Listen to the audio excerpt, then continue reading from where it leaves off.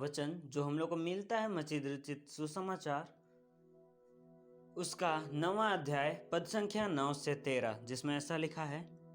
वहां से बढ़कर यीशु ने मती नामक एक मनुष्य को महसूल की चौकी पर बैठे देखा और उससे कहा, मेरे पीछे हो ले। वह उठकर उसके पीछे हो लिया। जब वह घर में भोजन करने के लिए बैठा तो बहुत से महसूल कर लेने वाले और पापी आकर यीशु और उसके चेलों के साथ खाने बैठे। यह देखकर फरीसियों ने उसके चेलों से कहा, तुम्हारा गुरु महसूल लेने वाले और पापियों के साथ क्यों खाता है? यह सुनकर यीशु ने उनसे कहा, वेद भले चंगों के लिए नहीं परंतु बीमारों के लिए आवश्यक है। इसलिए तुम जाकर इसका अर्थ सीख लो। मैं बलिदान नहीं परंतु दया चाहता हूँ, क्योंकि मैं धर्मियों को नहीं परंतु पापियों को बुलाने आया हूँ। आइए अब इसका अर्थ क्या है ये हम लोग देखते हैं। मती, यहाँ पर मती जो है चुंगी लेने वाला एक तुच्छ मनुष्य है, जिसे फरीसी लोग तुच्छ जानते थे, उसे घृणा की दृष्टि से देखते थे। चुंगी लेने वाला मती अर्थात वो कर वसूलता था, टैक्स लेता था। जब यीशु वहां से गुजरा तब यीशु ने उससे पुकार कर कहा, मेरे पीछे हो ले, और वो यीशु पर विश्वास करके उसके पीछे हो लिया।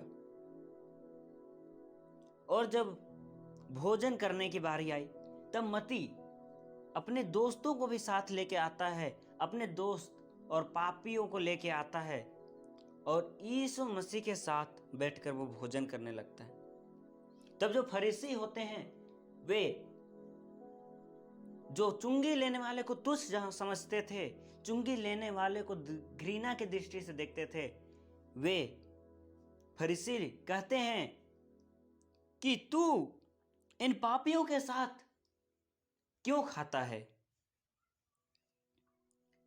तब यीशु कहता है उससे कि वेद भलो चंगों के लिए नहीं परंतु बीमारों के लिए आवश्यकता है।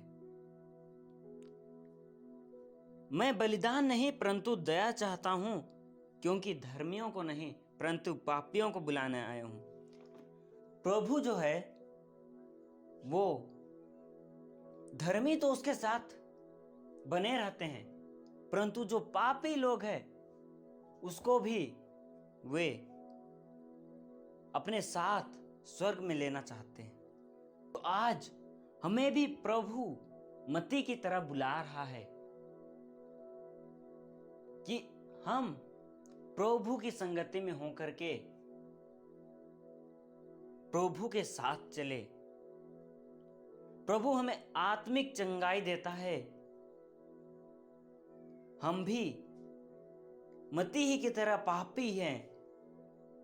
प्रभु से यही चाहता है कि हम भी मन फिरावें और प्रभु के निकट आवें। आज तरह से मती अपने दोस्तों को, अपने पापी दोस्तों को लेके आया कि आओ, प्रभु यीशु से मिलाया, प्रभु यीशु से परिचय करवाया। ठीक उसी तरह हमें भी करना है। हमें भी अपने जो बुरे रास्ते पे चले गए हैं, परमेश्वर के रास्ते से भटक गए हैं, उन्हें परमेश्वर के रास्ते पे लेके आना है। परमेश्वर के वचनों को, सुसमाचार को प्रचार करना है। आज के इस वचन के द्वारा प्रभु यही कहता है। प्रभु हमें बुला रहा है, हमें उसके लिए जाने को तैयार होना है, उस लायक तैयार होना है, ताकि प्रभु जिस दिन आएंगे उस दिन हमारे पापों का लेखा लिया जाएगा, हमारे कर्मों का लेखा लिया जाएगा कि हम कितने प्रभु के काम किए और कितने नहीं। प्रभु हमसे कब कौन सा काम करवाएगा ये हम भी नहीं कह सकते।